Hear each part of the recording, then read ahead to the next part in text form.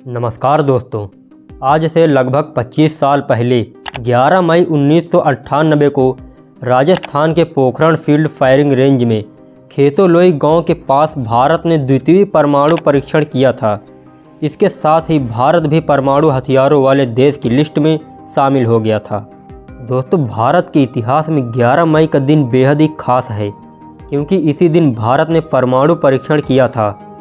In list के साथ ही भारत दुनिया के ताकतवर मुल्कों की लिस्ट में शामिल हो गया था।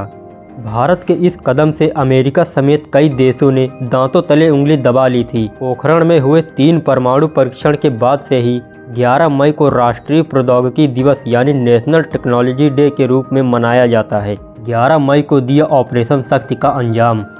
पोखरण की भूमि पर 11 मई 1998 को हुए परमाणु सेकंड के आज 25 साल पूरे हो गए हैं।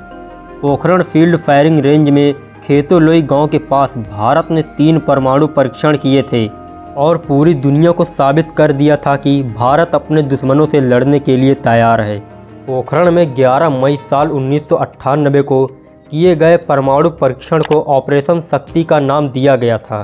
अपने टाइटल के तहत ही भारत ने पूरी दुनिया में अपनी ताकत का भी परिचय दिया था।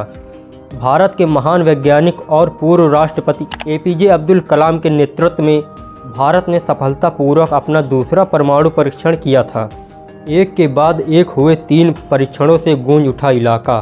खेतोलोई से 5 किलोमीटर दूर फायरिंग रेंज में एक के बाद एक 3 परीक्षण हुए, जिससे पूरा इलाका गूंज उठा और आसमान की तरफ बादल का गुबार दिखा। इसी के साथ पूरे पोखरण इलाके में यह पता चल गया कि इस धरती ने भारत को परमाणु ताकतों वाले देशों की सूची में शामिल कर दिया। भारत के परमाणु शक्ति बनने की खुशी और गर्व का पल पोखरण के लोगों के जहन में आज 25 साल बाद भी वैसा ही है। उसके बाद 13 मई को न्यूक्लियर टेस्ट किए गए यानी परमाणु परीक्षण किया गया। अब दोस्तों, ये भी जान लेते हैं कि कैसे अमेरिका की खुफिया एजेंसी को भारत ने दिया चकमा और इस परीक्षण को भारत ने क्यों अमेरिका से छिपा कर किया था। परमाणु परीक्षण के बाद देश के तत्कालीन प्रधानमंत्री अटल बिहारी वाजपेयी खुद धमाके वाली जगह पर गए थे।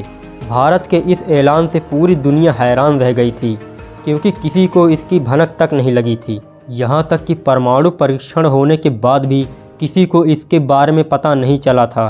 भारत की इस सफलता पर अमेरिका के CIA ने भी माना कि भारत उन्हें चकमा देने में सफल रहा, क्योंकि अमेरिका की खुफिया एजेंसी CIA भारत की हरकतों पर पल पल नज़र बनाए रखता था। CIA ने भारत की कड़ी पहरेदारी करने के लिए अरबों खर्च कर 4 सैटेलाइट अंतरिक्ष में लगाए थे। इन सब चुनौतियों के बावजूद भी भारत ने पोखरण की ज़मीन पर सफलतापूर्वक ऑपरेशन शक्ति को अंजाम दिया था। अब दोस्तों, जान लेते हैं मेन पॉइंट को कि आखिर इस मिशन को सीक्रेट क्यों रखा गया था। परमाणु परीक्षण सेकंड को बेहद ही सीक्रेट तरीके से अंजाम दिया गया था।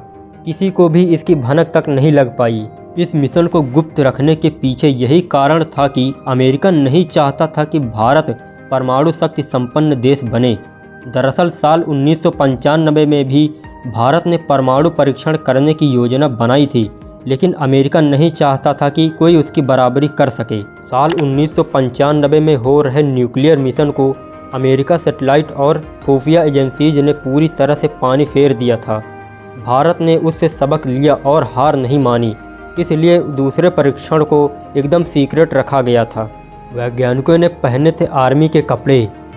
इस मिशन के लिए देश के वैज्ञानिकों ने भी आर्मी के कपड़े पहने, ताकि उन्हें सैटेलाइट से पहचाना ना जा सके। सभी वैज्ञानिकों को कोड नेम दिया गया था।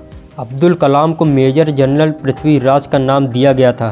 भारत ने 11 मई को दोपहर बाद 3:45 पर 3 टेस्ट किए थे।